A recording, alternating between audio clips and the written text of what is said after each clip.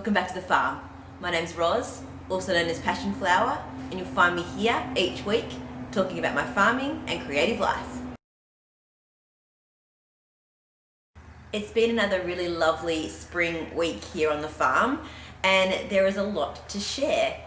I'll start out with our citrus trees. They're all starting to fruit right now.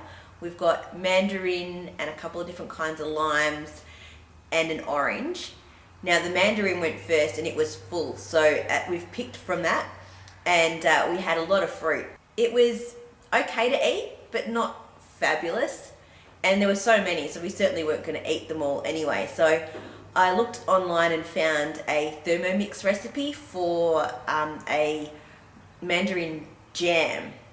Rather than a marmalade where you put all of the skin and peel and everything in and you cook it all together, I peeled all of the mandarins, put only one peel in, said to pip them.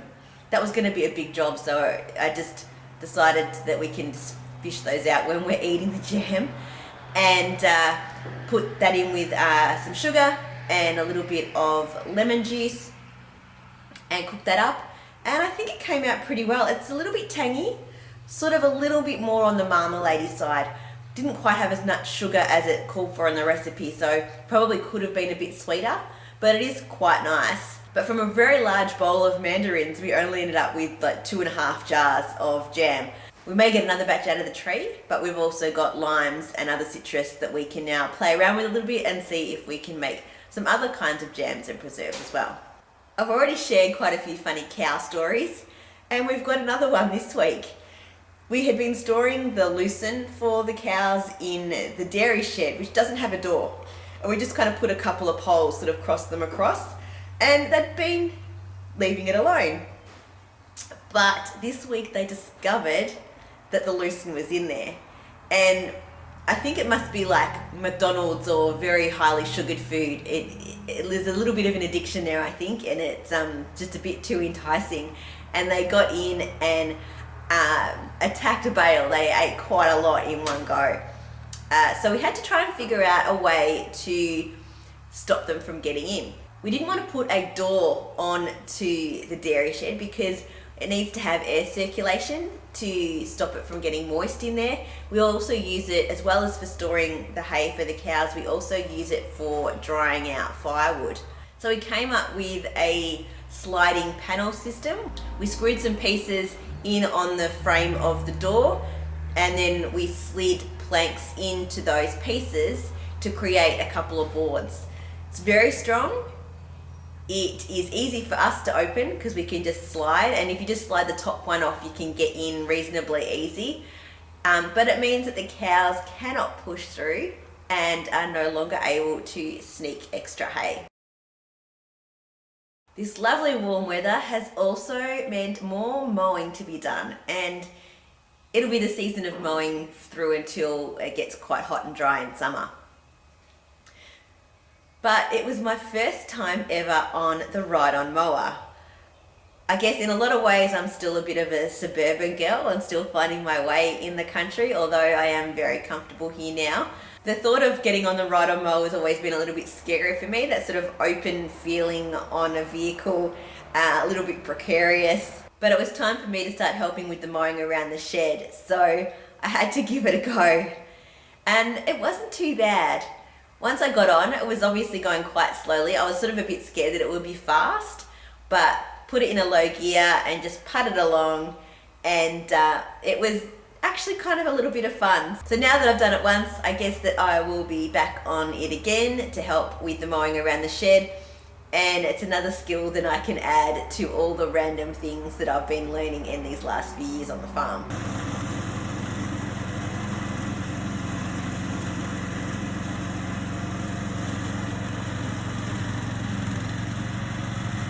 After the mowing, it meant that we could then see the area near the shed much more clearly again, because the grass had got a little bit out of control. And what I've been thinking about in the autumn before it got too wet was about a pathway from the bricks that we'd uncovered through to the entry doors for the shed. And I've been playing around with trying to replicate the bricks that were already there, sort of digging some sections out and placing bricks in, but it just doesn't look the same, and the dirt around it is kind of cracked. It's not compounded down. So I just didn't think that that was going to look that great. So I've gone to plan B instead, which is to use the old bricks that we've dug up as the sides of the path to create the shape, and then we will lay crushed rock down as the path. So at the moment I've put weed matting down. I kind of dug up all of the big bits of grass and weed so that it was a flat surface and kind of leveled it out where I could, put down the weed matting, and then lined the path with the bricks. And they're quite snug together, so they make kind of a real edging. Then it'll be figuring out the last little bit up to the doors, whether we do wooden stairs or maybe concrete stepping stones, something like that. Still got to work through that, but it's looking really good. And I'm excited that it's another step in the establishment of the area around the shed. And then I think next will be maybe another planter box and definitely more trees and shrubs. I finished a couple of the dishcloths that I was working on last week. One for our coffee machine and one for the benches, and I'll probably pop another couple on the needles just to replenish our supplies. I haven't woven in the ends yet. I wanted to share with you how I do that for cotton, because it's quite a slippery fabric and it will pop out, especially with high use for dishcloths. Wool, on the other hand, because of its makeup, it sticks to itself, so it's much easier to weave in and know that your ends are not going to pop out. What I do with cotton is I split the plies, so this end here I make into two, and then from there I do a tiny little knot really tightly at that point. I wouldn't normally suggest knotting your yarn in knitting, but for cotton and for this purpose, absolutely. Then I weave it in to the fabric, weaving each of the pieces in a different direction so that it has less chance of popping out, and if one pops out, you're still not having your project unravel. And after I finished the dishcloths, I started on a pair of socks for Sebastian. He wanted them in green and black, and I had some green that was left over from the toes, heels and cuffs that I did a little while ago, and the black is leftovers from the Gallium knee-high socks, and this is Juniper Moon Farm Harriet Fine.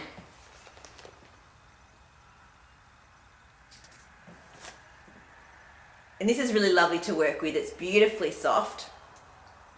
I got him to try these on last night, and I've got a little bit more to do before I'm ready to do the heel, but I'm making really good progress, and he is very excited to wear them because he is a Boston Celtics fan and he wants to have these to wear during the playoffs, which have just started, so I better get a hurry on. Well, that's it for another week. Thanks for spending some time with me. If you're enjoying these videos, please give me a thumbs up and subscribe to my channel, and I look forward to seeing you next week on the farm. Bye.